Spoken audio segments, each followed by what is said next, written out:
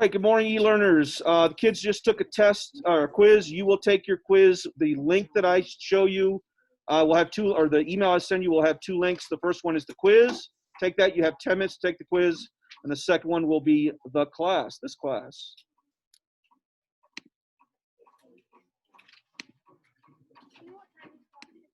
$12 o'clock.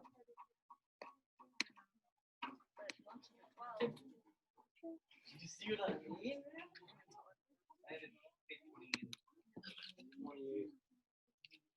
Okay. Any issues with the homework last night? It was so hard that I couldn't. On quiz days, I do not call out the answers. I grade it myself. So any questions on the homework 1 through 22, all? Hold on.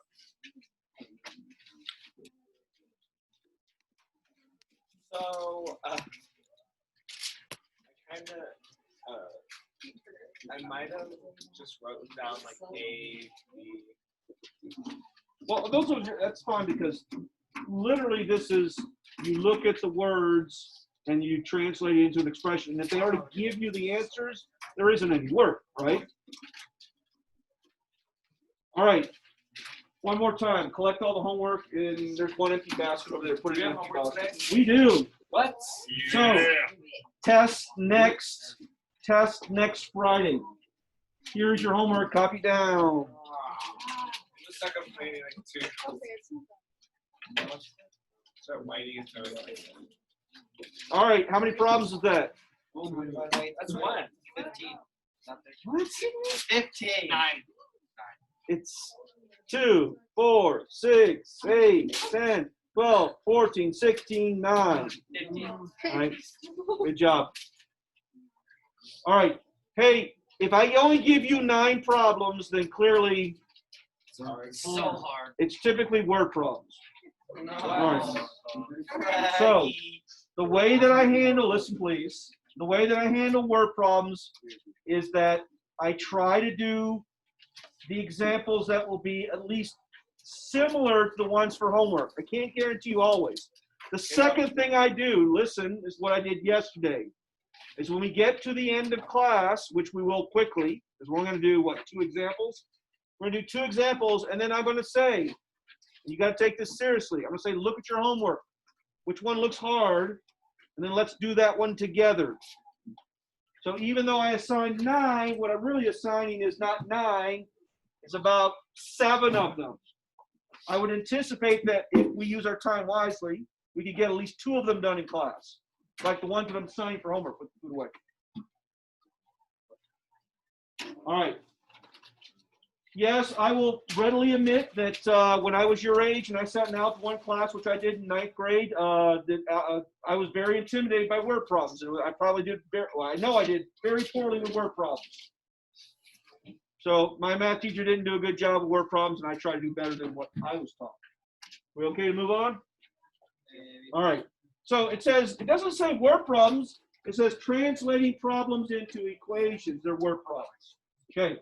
So you're going to write an equation. You're going to find an answer. Okay. Oh yes, that is very true. Right. There are 2 things that math students, well, maybe 3 things that they hate besides homework. Right.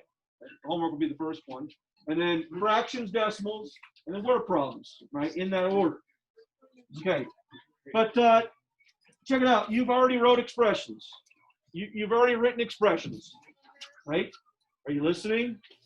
Okay.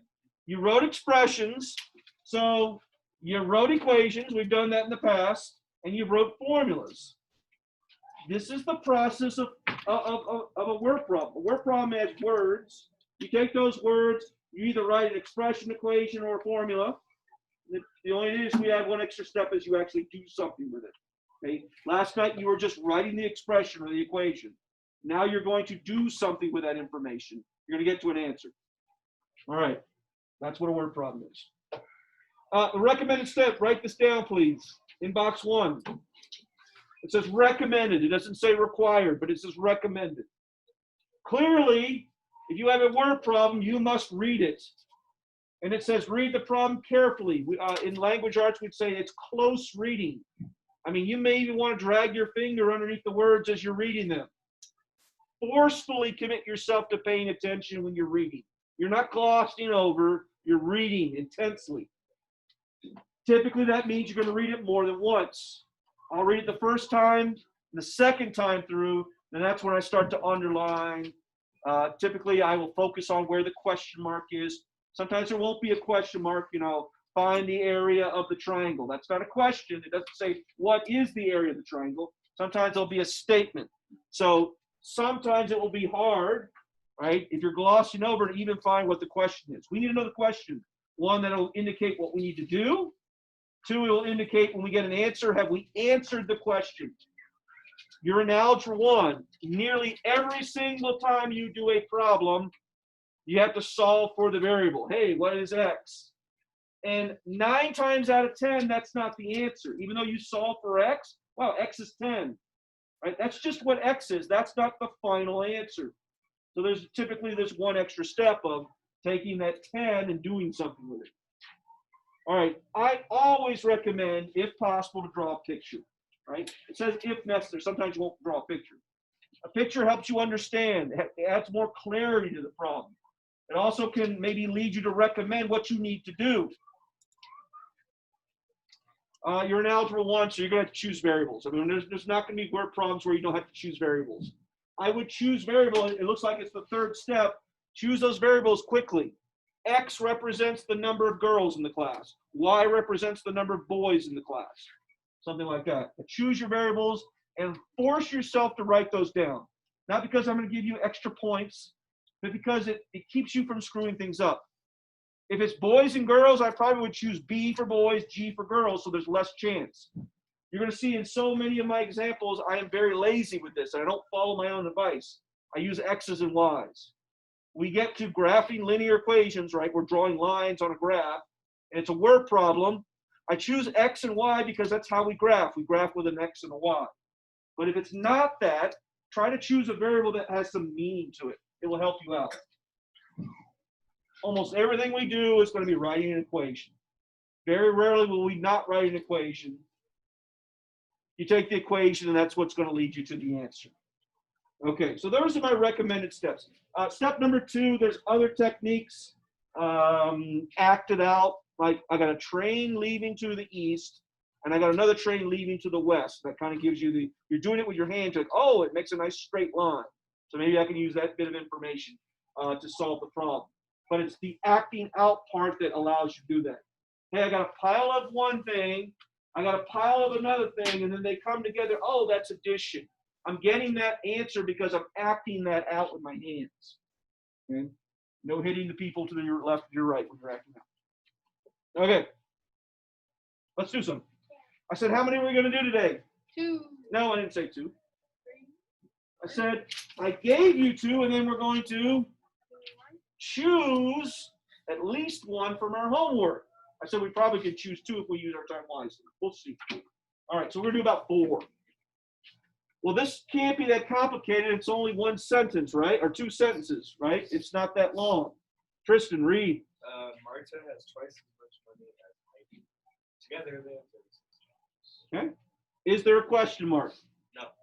What the heck's the question? Yeah.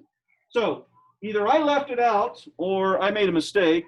Or that would be one of the same. I thought it should say, how much money does each girl have? I must have left that one out. All right. Girl? Heidi is clearly a girl. No, I'm talking about Marta. That sounds like a girl's name to me. All right. So together they have 36. How much does each girl have? All right. I just read it. I read it carefully. Right. I could underline. Right. If I wanted to. There's not much information here. What is the information, Piper, that we have here? What do you see? Give me one fact that you see. Together they have 36 bucks. Together means what mathematically? So she picks 1 bit of information, and then I'm asking her to kind of think this through. You said together they have $36. So mathematically, what would that mean? That would mean addition, right? Girl number 1 plus girl number 2 equals 36 bucks, right? So they can go to Starbucks and buy 1 drink with 36 bucks. All right.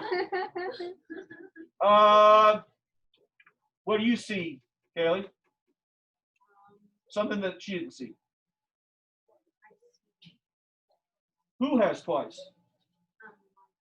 Marta has twice as her friend Heidi. If Heidi has $4, how much does Marta have? Which would be? If Heidi has $4, how much does Marta have? How did you do that mathematically? Let's say one. Notice the question I just asked both girls. I said, pick a piece of information and then figure out math and operation-wise what's going on. That's what you got to do.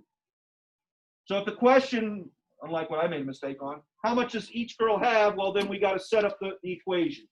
So if I were to draw a picture, I would have a very weak picture. I would have a picture of Marta. I'm literally just going to write her name, and I'm going to have Heidi.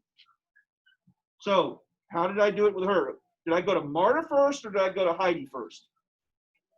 What? I went to Heidi first. I said, Heidi has how much? I said 4. And then you told me Marta has 8. Well, that's why she has twice as much. If I were to do this with a picture without numbers, because by the way, I don't know how much each girl has, maybe I put a dollar symbol for Heidi, and then what would I put for Marta? If I put a dollar symbol for Heidi, what am I going to put for Marta? That makes sense, right? There's my picture. So the picture, or maybe those words, gets you to that understanding of what's going on.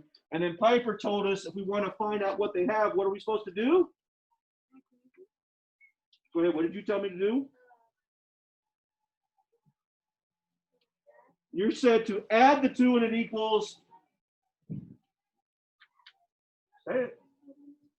You said if we add the 2 together, we get 36. Well, there's your picture. So we're done with step 1, we're done with step 2. Now let's assign variables. Now here is the tricky part and why I'm spending some time with this one. You can mess this up. You can really mess this up. I drew a great picture. Now when we assign variables, we can mess this up. Okay, who do you want to assign a variable to, Marta or Heidi? Who do you want to assign a variable to?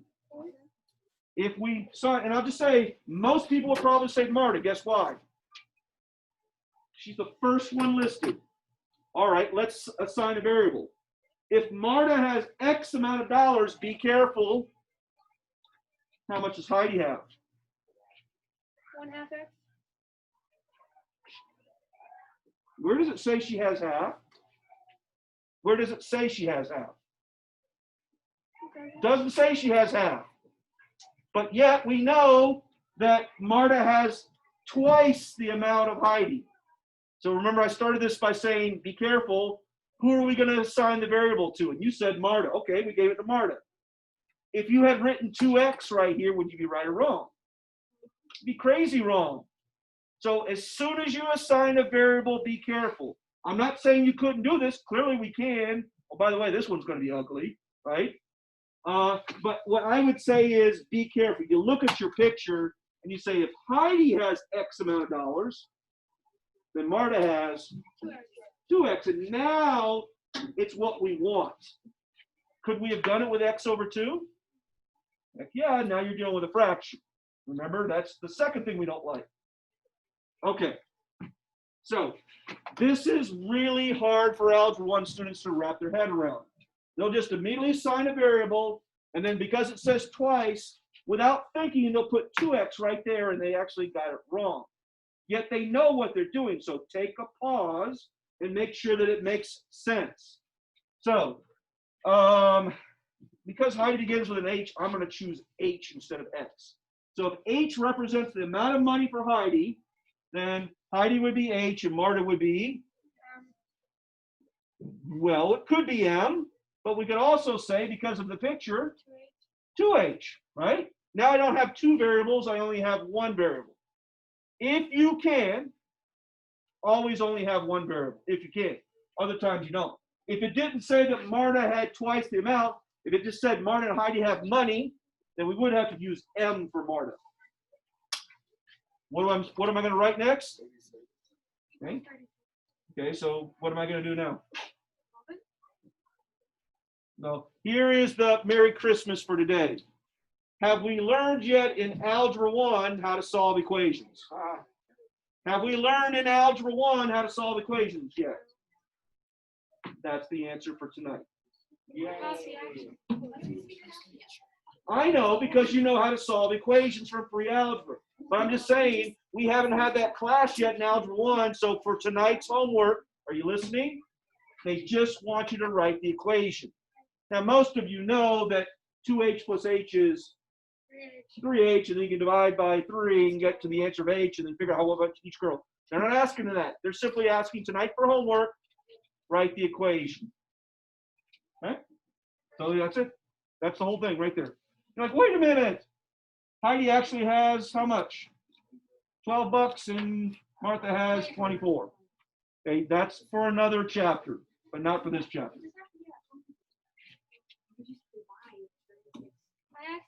Why?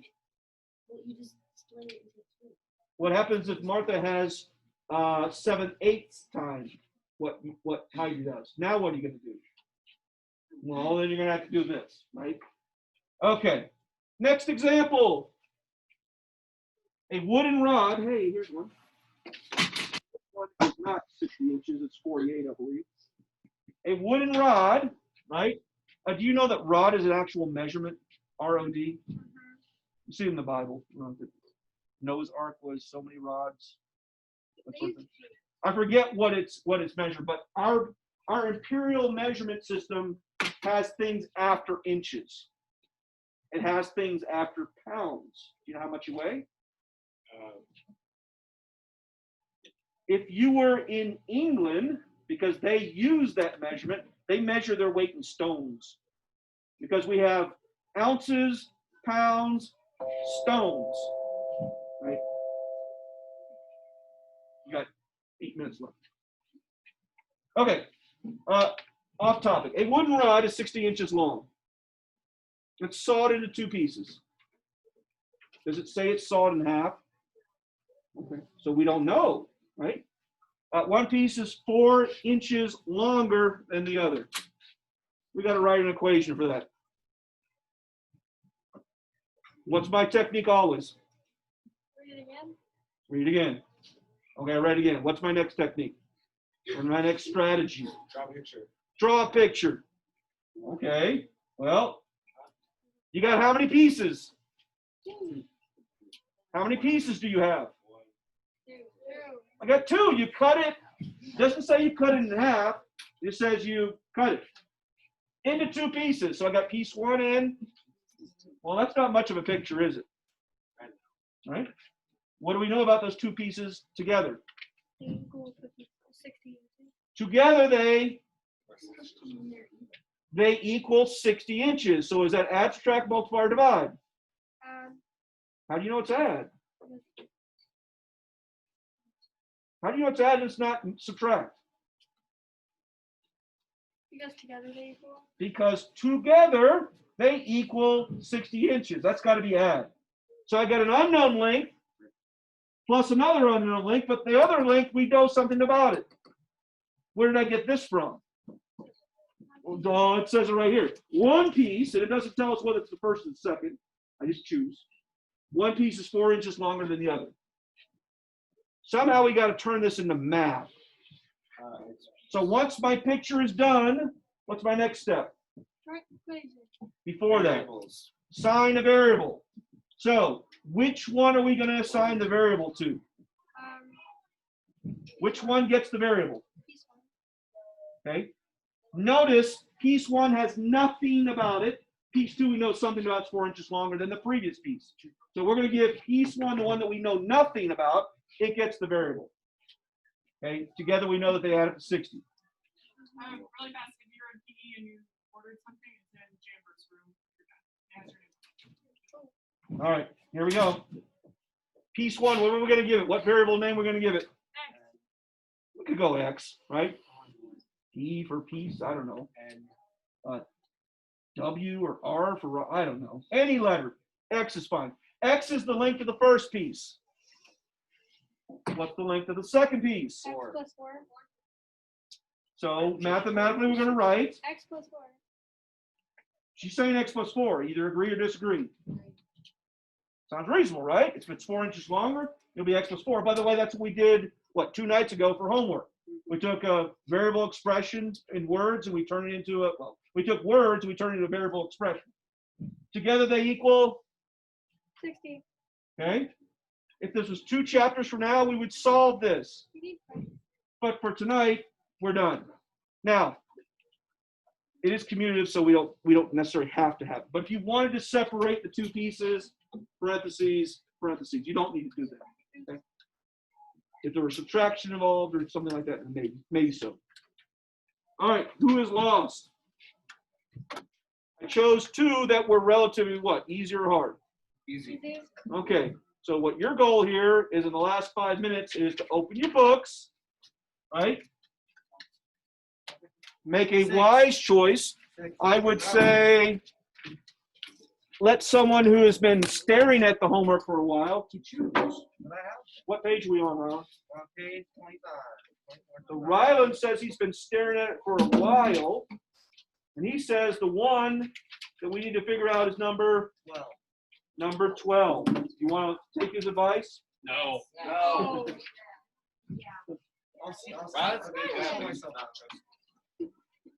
Dude, look at the problem. Where's the window? Let's pull myself out. That's probably not doing that. 12 is, as soon as I show it to you, you're going to wonder why you couldn't figure it out. But I agree that it might be a little challenging. So which one are we doing?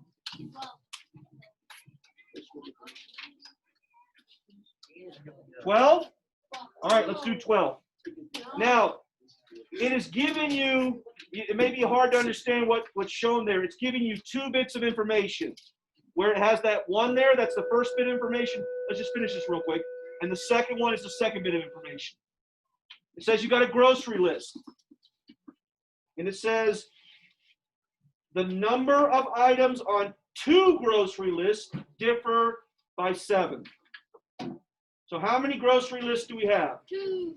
Okay, so we got GL, grocery list, number 1, and we got GL, grocery list, number 2. It says the 2 differ by 7. That means what? 1 is more than 7 or 1 is fewer than? I said 1 is either add 7 to 1 or subtract 7 from 1, right? It says they differ by 7. It says the total number is? 33. It says the total number is 33. When it says total, what are you thinking immediately? So 1 plus, I shouldn't use 1 plus 2, but you get grocery list 1, grocery 2. And together they equal what, 33? Now we have to assign variables. All right, which one do we want to assign the variable to? Assign it to the one that you know nothing about. We know something about one of the lists. What do we know about it? It's 7. Differ is a word for difference, and difference means adding or subtracting. Subtracting. So one of the lists has a certain number of numbers. Do we know that number? No. So assign a variable. What do you want to choose? N. L. Right? N. I don't know why you chose the one in the book, but you did. I always choose X. Okay, so N represents list 1. What do we know about list 2? It has 7 left. 7 fewer. How do I write 7 fewer? And minus 7. Stop me if you're lost. It says you have 2 lists. One of them differs by 7. How did I know it was subtract 7, not add? The word differs, difference, right? What do we do with those 2 things? What do we do with these 2 things? And then Equals 33. there's your answer. Now the book puts parentheses around this. Whatever. All right, it is lunchtime. Mahlzeits. I should be. All right, e-learners. When I send you the email for this, there were 2 links. One was for the class, one was for the quiz. Make sure you take the quiz and hit the submit button. Hit the submit button. I will see you guys on Monday.